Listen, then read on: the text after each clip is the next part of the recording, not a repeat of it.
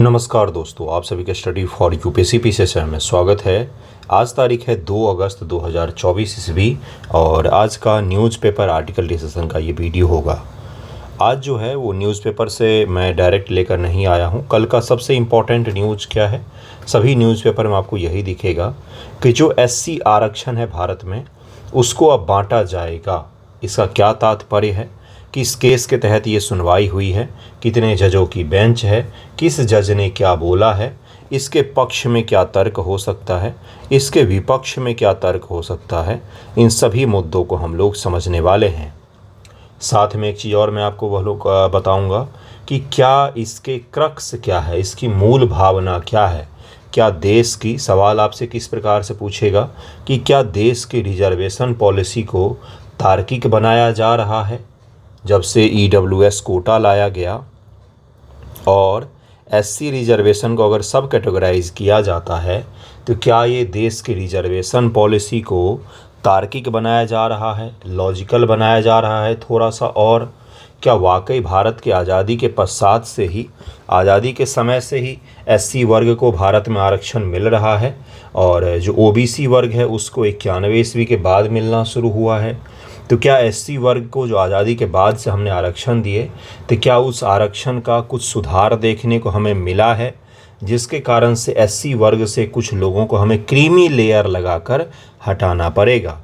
OBC आरक्षण के दौरान ही, इंदिरा साहनी वाद के बाद ही क्रीमी लेयर की अवधारणा को भारत के सुप्रीम कोर्ट ऑफ इंडिया के द्वारा डिसाइड किया गया था। क्रीमी लेयर का तात्पर्य होता है कि एक निश्चित आय वर्ग समूह को आरक्षण के दायरे से बाहर रखना, जैसे 8 लाख रुपए ओबीसी के लिए रखा गया है। तो इसी तरह के और भी दो तीन न्यूज़ हैं इम्पॉर्टेंट जिसको हम लोग कवर करने वाले हैं। तो वीडियो को अंत तक देखिएगा। पहले हम लोग इस न्यूज़ को डिटेल में समझेंगे, सबसे ज़्यादा आज इसी पर ध्यान देंगे क्योंकि यहाँ से 1 से 2 सवाल गारंटेड हो जाता है। पीटी एग्ज़ाम हो या मेंस एग्ज़ाम हो वहाँ पर पूछा जाएगा। मेंस में पॉसिबिलिटी बहुत ज़्यादा है, पीटी में भी आपसे पूछा जा सकता है। तो शुरू करते हैं। शुरू करने से पहले एक छोटा सा चीज़ मैं आपको दिखा देता हूँ कि निबंध लेखन को लेकर, आंसर राइटिंग को लेकर अपना आंसर राइटिंग का ग्रुप चलता है टेलीग्राम पर, जिसमें आप थोड़े बहुत पैसे खर्चे करके आंसर राइटिंग सीख सकते हैं। भले ही आप किसी भी कोचिंग में पढ़ते हों, कोचिंग में आंसर राइटिंग आप नहीं सीख पाते हैं क्योंकि वहाँ पर उनको सिलेबस कंप्लीट करना होता है, आप नहीं सीख पाएंगे। अगर आप जुड़ेंगे तो वाकई बहुत ही ज़्यादा लाभ होगा आपको। रेगुलर अगर आप अभी से लिखने लग जाएंगे तो साल भर बोल रहा हूँ, 2 से 3 महीनों में, 4 महीनों में, 5 महीनों में, 6 महीनों में आपकी लेखन शैली शानदार हो जाएगी।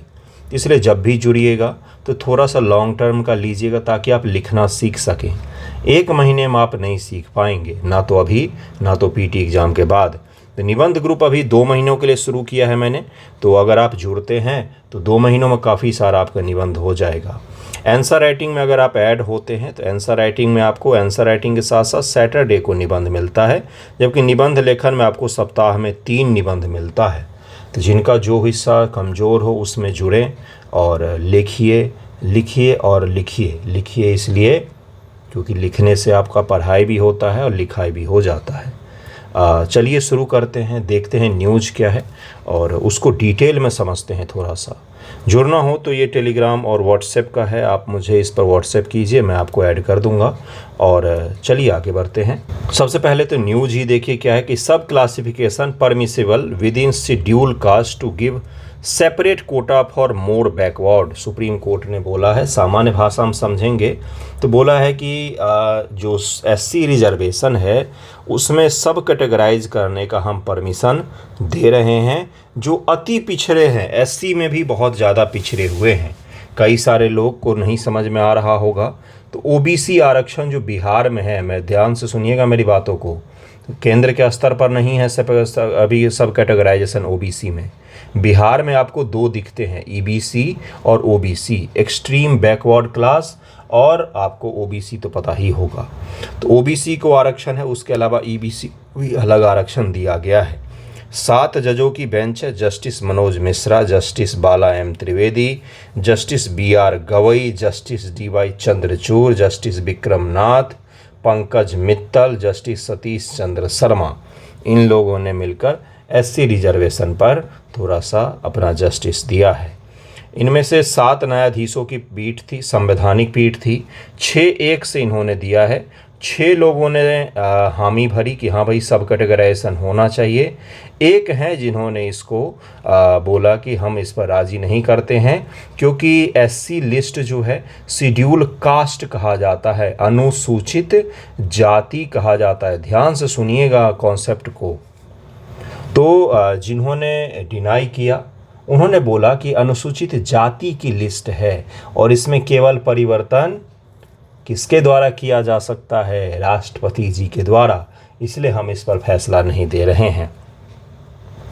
न्यायालय ने स्पष्ट किया कि उपवर्गीकरण की अनुमति देते समय राज्य किसी उपवर्ग के लिए 100% आरक्षण निर्धारित नहीं कर सकता है। ऐसा नहीं हो सकता है कि एससी लिस्ट में आपने बोला तो कि हमने सब कैटेगराइज कर दिया है, 2 भागों में एससी को बांट दिया है, मान लीजिए ईएससी कर दिया, एक्सट्रीम शेड्यूल कास्ट है ना, ईएससी जाति का नाम रख दिया, मान लीजिए, होगा ही, होने दीजिए। देखिए सबसे पहले बिहार इंप्लीमेंट करेगा। और एक चीज़ और है, कई सारे बच्चों का ये डर है क्या इससे आरक्षण बढ़ जाएगा? नहीं, अभी वर्तमान में जैसे एससी को मान लीजिए उनको 15% मिला हुआ है, तो इसी 15 में से 9% और 6% मिल सकता है ना, या 10% 5% मिल सकता है, 11% 4% मिल सकता है। इसके पीछे का तर्क क्या है? तर्क ये है कि आप जो वीडियो बिहार में बैठकर किसी गांव में बैठकर देख रहे हैं वो एससी, और टीना डाबी जी जो थी वो एससी, क्या वो दोनों को एक ही साथ तौला जाना चाहिए?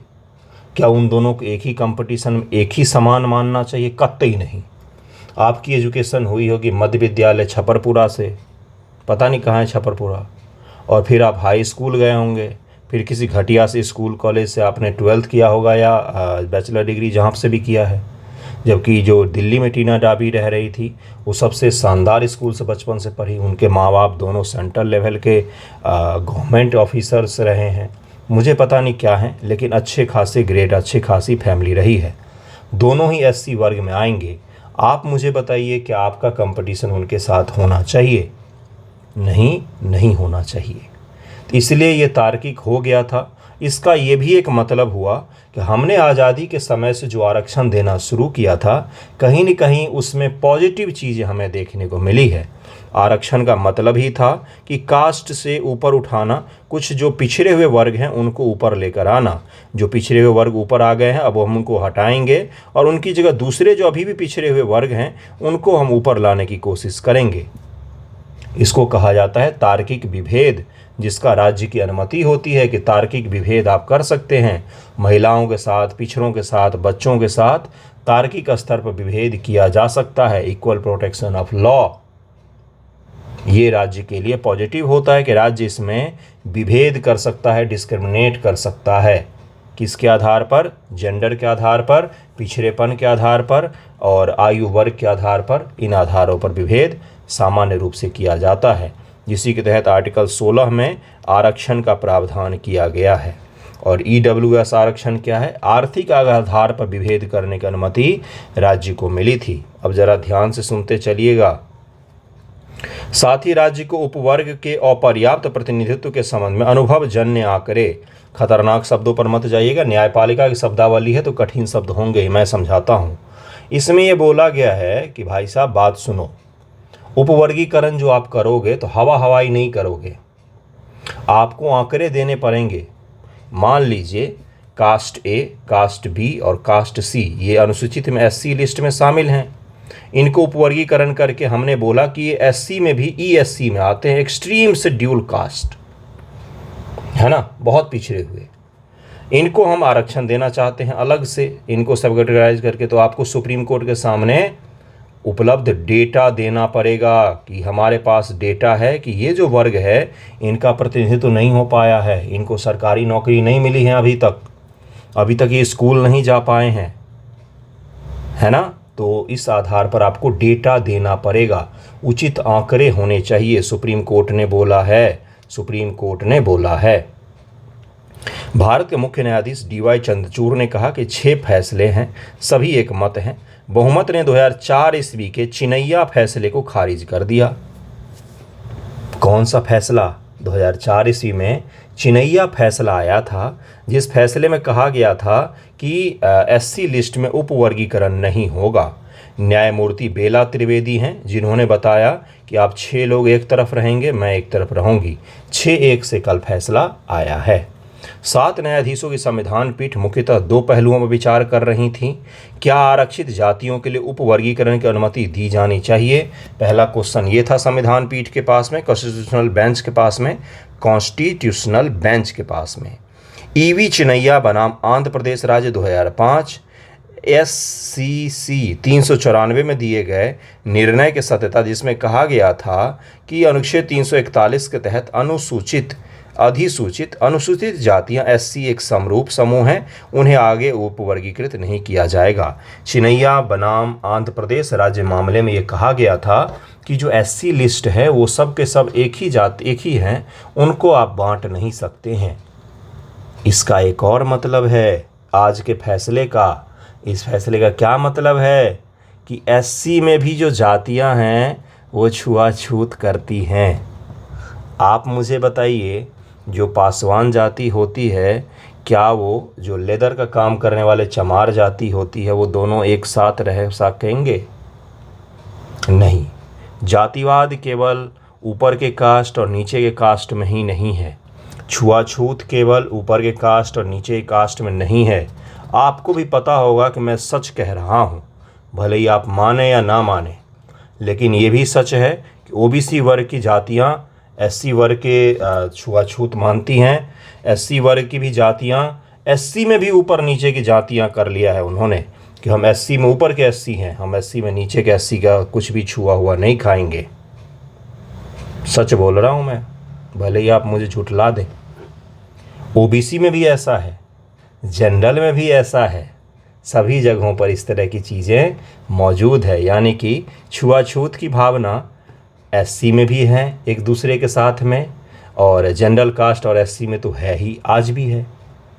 तो संविधान का जो आर्टिकल 17 है, जो छुआछूत अस्पृश्यता को प्रतिबंधित करता है, तो केवल ऊपर और नीचे की जातियां ही नहीं हैं, विद इन द कास्ट भी है छुआछूत, उसको भी रोकने की कोशिश करती है संविधान। तो आज का जो कल का जो फैसला था, इसका ये भी मतलब था कि SC में भी कुछ ऐसी जातियां हैं जो अपने ही SC वर्ग का शोषण कर रही हैं, अब उनका ही हक और अधिकार ग्रहण कर रही हैं, जिसको हमें रोकना पड़ेगा।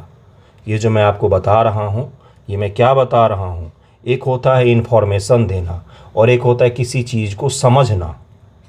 इन्फॉर्मेशन तो यही है कि फैसला दे दिया है, समझ क्या बनी है आपका उसके लिए, वो मैं समझ देने की कोशिश कर रहा हूँ। चिनैया मामला और फैसला तो मैंने आपको समझा ही दिया, तो बात तो ख़त्म हो गई यहाँ पर इन्फॉर्मेशन की। समझ अभी भी बाकी है, जिस पर सोचिएगा कि इसका क्या क्या अर्थ निकल सकता है। अगला देखिए क्या है, वर्गीकरण अनुच्छेद 14 341 को उल्लंघन नहीं करता है। CJI की राय क्या है? CJI DY चंद्रचूड़ ने अपने जस्टिस मिश्रा के लिए लिखे फैसले में ऐतिहासिक साक्ष्यों का हवाला दिया, जिससे पता चला कि अनुसूचित जातियां एक समरूप वर्ग नहीं है। CJI ने ये चीज़ बोला है कि SC आप भले ही कलेक्टिव रूप से उनको कह देते हैं, OBC आप कलेक्टिव रूप से भले ही कह देते हैं, लेकिन OBC में ही जो एक जाति होगी वो दूसरे जाति के साथ में नहीं संबंध को स्थापित करते हैं, जिससे पता चलता है कि अनुसूचित जातियां एक समरूप वर्ग के नहीं हैं। उपवर्गीकरण संविधान के अनुच्छेद 14 के तहत निहित समानता के सिद्धांत का उल्लंघन नहीं करता है। इन्होंने कहा कि जो आर्टिकल 14 में समानता का सिद्धांत है, उसका उल्लंघन उपवर्गीकरण सब कैटेगराइजेशन के द्वारा नहीं किया जा रहा है। साथ ही सब कैटेगराइज संविधान के अनुच्छेद 341(2) का उल्लंघन नहीं करता है। अनुच्छेद 15-16 में भी ऐसा कुछ भी नहीं है जो राज्य को किसी जाति को उपवर्गीकृत करने से रोकता है। ये भारत के CJI की राय थी, उनका राय मैंने आपको पढ़ के बताया है। उपवर्गीकरण का आधार राज्यों द्वारा मात्रात्मक और प्रदर्शन योग्य डेटा द्वारा उचित ठहराया जाना चाहिए। यही चीज़ उन्होंने बोला है कि हमारे पास में एक डेटा होना चाहिए जिसके आधार पर आपकी बातों को सत्य और गलत बताया जा सके। आपने अगर आरक्षण दिया उपवर्गीकरण करके, तो आपको पहले बताना पड़ेगा कि क्यों दिया और कैसे दिया। यानी कि SC वर्ग में, SC वर्ग का जातियों में जनगणना होता है गुरु, SC वर्ग का जनगणना होता है, भारत में 2011 के आंकड़ों में जब आप 2011 की जनगणना पढ़ते हैं तो उसमें आप पढ़ते हैं कि किस राज्य में एससी की संख्या ज़्यादा है, किस में कम। तो उनका जनगणना होता है ऑलरेडी, ठीक है। राज्य अपनी मर्जी या राजनीतिक सुविधा के अनुसार काम नहीं कर सकता, उनका निर्णय न्यायिक समीक्षा के लिए उत्तरदायी होगा। जुडिशियल रिव्यू का भी यहाँ पर पिन कर दिया गया है कि आप इधर उधर करोगे तो हम झट से रिव्यू करेंगे। राज्य अधिक पिछड़े वर्ग को अधिक तरजीह दे सकता है। अगर मान लीजिए कोई एक्सट्रीम एससी है तो उसको अधिक तरजीह दे सकता है, ये इसमें कहा गया है। कि न्यायमूर्ति BR गवई ने अपनी सहमति वाले फैसले में कहा कि अधिक पिछड़े समुदाय को प्राथमिकता देना राज्य का कर्तव्य है। SC ST के श्रेणी में कुछ ही लोग आरक्षण का लाभ उठा रहे हैं, SC और शेड्यूल ट्राइब की भी बात मैं कर रहा हूँ। जब शेड्यूल कास्ट की मैं बात किया है ना ऊपर मैंने, उस शेड्यूल ट्राइब भी शामिल थे गुरु, ये याद रखना आप, ठीक है। जमीनी हकीकत से इनकार नहीं किया जा सकता है। SC ST के भीतर ऐसी श्रेणियां हैं जिन्हें सदियों से अधिक उत्पीड़न का सामना करना पड़ा है। आपके गांव में भी एक जाति होगी, जातिगत चीज़ें मैं यूज नहीं कर रहा हूं, लेकिन वो मुख्य रूप से सुअर पालते हैं और बांस वगैरह का काम करते हैं। छठ में जो टोकरी वगैरह आता है उन्हीं के घर से बन के आता है। उनके साथ समाज में सबसे ज़्यादा छुआछूत की जाती है। तो वो किस में आना चाहिए? वो एक्सट्रीम SC में ही आना चाहिए, है ना। तो इसीलिए राज्य ने इस तरह का, सुप्रीम कोर्ट ने इस तरह का फैसला दिया। अब देखिए जो असहमत थे उन्होंने क्या बोला। न्यायमूर्ति त्रिवेदी ने अपनी असहमति में कहा कि आर्टिकल 341 के तहत अधिसूचित अनुसूचित जातियों की राष्ट्रपति सूची में द्वारा कोई परिवर्तन नहीं किया जा सकता है। संसद द्वारा पारित कानून के माध्यम से जातियों को राष्ट्रपति सूची में शामिल या बाहर किया जा सकता है। जो राष्ट्रपति जी ने सूची बनाई हुई है SC ST की, उसमें केवल संसद के द्वारा ही किसी जाति को अंदर या बाहर किया जा सकता है। और ये जो है केवल संसद के द्वारा, राष्ट्रपति महोदया के द्वारा ही किया जा सकता है। हम उसमें छेड़छाड़ नहीं कर सकते हैं। उपवर्गीकरण राष्ट्रपति सूची में छेड़छाड़ के समान होगा। अनुच्छेद 341 का उद्देश्य SC ST सूची में भूमिका निभाने वाले किसी भी राजनीतिक कारक को समाप्त करता है और करना था। न्यायमूर्ति त्रिवेदी ने कहा कि स्पष्ट और शाब्दिक व्याख्या के नियम को ध्यान में रखा जाना चाहिए, ये उन्होंने अपने फैसले में कहा। एक असहमति का जो फैसला था उसमें यही था कि असहमति क्यों की उन्होंने बोला कि जो SC ST की लिस्ट है ये राष्ट्रपति महोदय ही संसद के द्वारा जो सुझाव दिए जाते हैं, बदलाव किए जाते हैं, किसी जाति को अंदर किया जाता है, बाहर किया जाता है, उसी के आधार पर राष्ट्रपति महोदय इसमें चेंज करते हैं और किसी को इसमें अधिकार नहीं होना चाहिए। लेकिन उन्होंने ये चीज़ गौर नहीं किया कि यहाँ पर किसी जाति को बाहर और अंदर नहीं किया जा रहा है। यहाँ तो केवल SC के लिस्ट में सब कैटेगराइज किया जा रहा है। ये थोड़ा सा अच्छा ST हो गया जो समाज में ऊपर उठ चुका है, और ये थोड़ा सा बैकवर्ड वाला SC हो गया। क्रीमी लेयर लाया जाएगा, क्रीमी लेयर के द्वारा तय किया जाएगा। ओके, इस मुद्दे का संदर्भ किस कारण से आया था? तो 2020 में पंजाब राज्य बनाम देविंदर सिंह मामले में फरवरी मैंने भी आपको ये टॉपिक पढ़ाया था। इसी फरवरी में 5 जजों की बेंच ने इस मामले को 7 जजों की बेंच को भेजा था। 5 जजों की बेंच ने पाया कि EV चिनैया बनाम आंध्र प्रदेश राज्य 2005 394 में समन्वय पीठ के फैसले पुनर्विचार करने की आवश्यकता है, जिसमें कहा गया था कि उपवर्गीकरण स्वीकार नहीं है। और EV चिनैया ने इंदिरा साहनी बनाम UOI के फैसले को सही तरीके से लागू नहीं किया गया था, इसलिए इसको लाया गया था अभी वर्तमान में। यह संदर्भ पंजाब अनुसूचित जाति और पिछड़ा वर्ग सेवाओं में आरक्षण अधिनियम 2006 की धारा वैधता से संबंधित मामले में हुआ है। इस प्रावधान में निर्धारित किया गया था कि सीधी भर्ती में अनुसूचित जातियों के लिए आरक्षित कोटे की 50% रिक्तियां अनुसूचित जातियों के उम्मीदवारों में से पहली वरीयता प्रदान करके उनकी उपलब्धता के अधीन वाल्मीकि और मजहबी सिखों को दी जाएगी। पंजाब राज्य में वाल्मीकि और मजहबी सिखों को थोड़ा से ज़्यादा दिए जाते थे वहाँ पर सहूलियत। उसी के कारण से ये बिल जो है ये कहाँ पर आया था? तो सुप्रीम कोर्ट के समक्ष आया था। सुप्रीम कोर्ट ने फरवरी में ही इस पर अपना फैसला रिजर्व कर लिया था।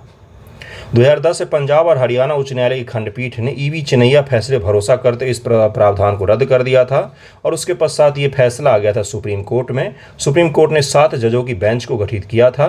फरवरी तक इसकी सुनवाई चली है। फरवरी में इस फैसले को रिजर्व कर लिया गया और फरवरी के बाद अभी अगस्त में इस फैसले को सुनाया गया है। कब सुनाया गया है? अगस्त में, फरवरी के फैसले को।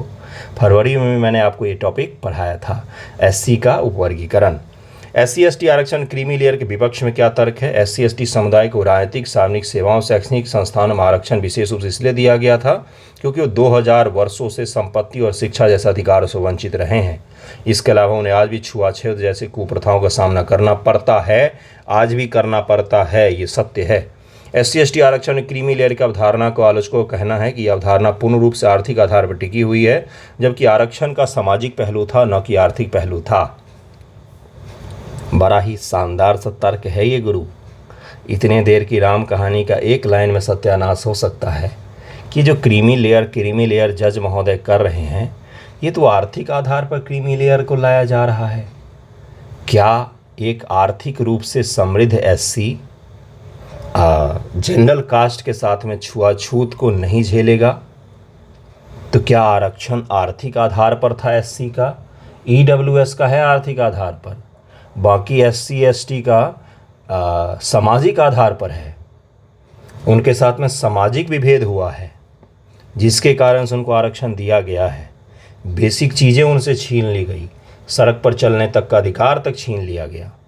मुझे आरक्षण नहीं मिलता है गुरु, इसलिए कमेंट में उल्टा सीधा करने से पहले सोच लेना। मुझे आरक्षण नहीं मिलता है, कोई भी आरक्षण नहीं मिलता है, फिर भी मैं आरक्षण का सपोर्टर रहा हूँ, क्योंकि मुझे पता है स्थितियाँ क्या है। लेकिन SC वर्ग में अगर क्रीमी लेयर लाया गया है तो सबसे अच्छा फैसला है, क्योंकि इसमें वाकई वैसे वर्ग हैं जिनको ज़रूरत है। जो गांव ग्रामीण एरिया के SC हैं, छोटे शहरों के SC हैं, वाकई उनको बहुत ज़्यादा ज़रूरत है, उनको नहीं मिल पाता है। हक मार ले जाते हैं दिल्ली में रहकर तैयारी करने वाले दिल्ली के बच्चे और अलग अलग बड़े शहरों के SC वर्ग के बच्चे, समृद्ध बच्चे। ठीक है, आंकड़े बताते हैं कि SC/ST आयोग के पास ही सरकारी नौकरी में भेदभाव के लगभग 12,000 मामले लंबित हैं। कितने? SC/ST आयोग के पास में सरकारी नौकरी, IAS अगर SC बन जाता है ना, तो भी उसके साथ विभाग में जातिगत समस्याओं का सामना करना पड़ता है।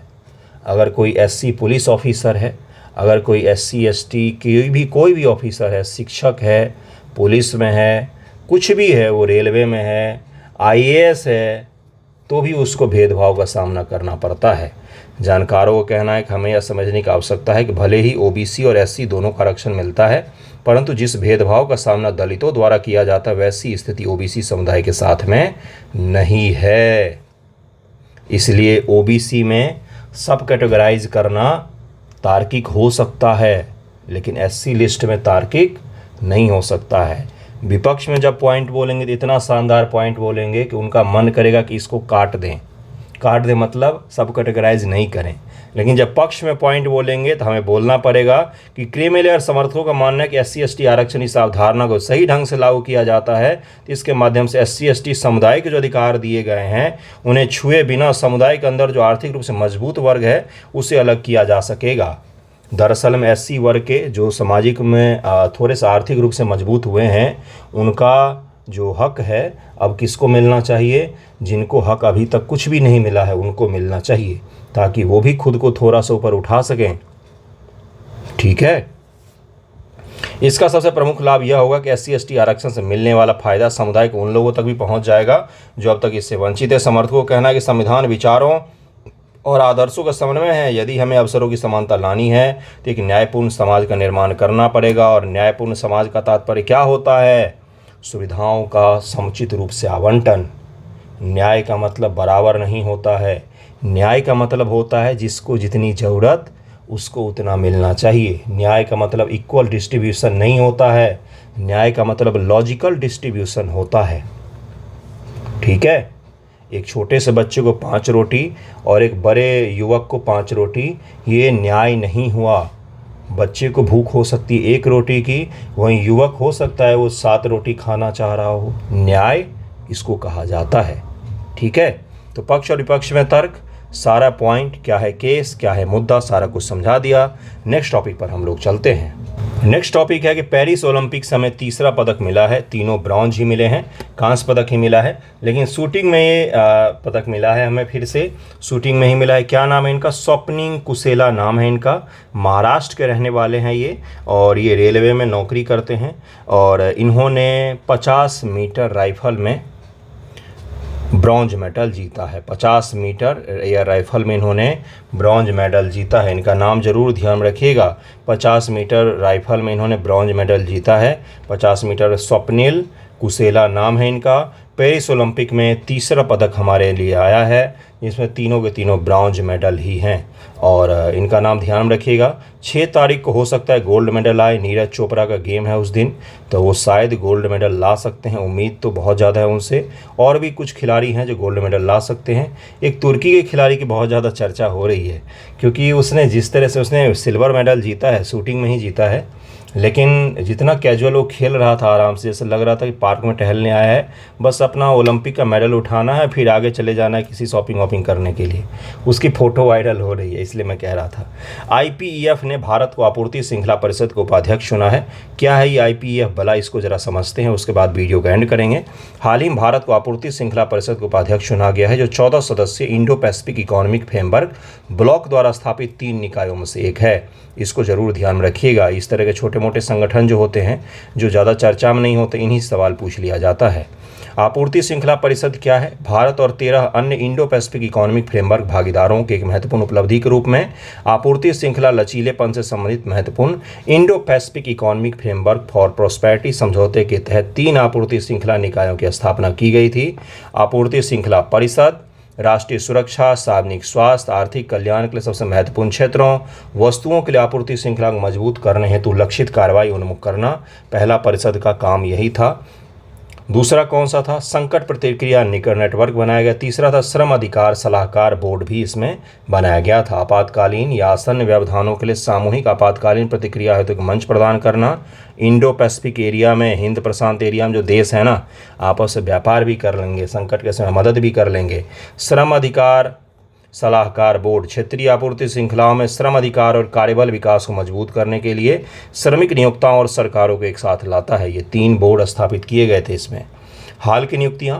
बैठक के दौरान 3 आपूर्ति श्रृंखला निकाय में से प्रत्येक ने एक अध्यक्ष और एक उपाध्यक्ष का चुनाव किया है, जो 2 वर्षों की अवधि के लिए कार्य करेंगे।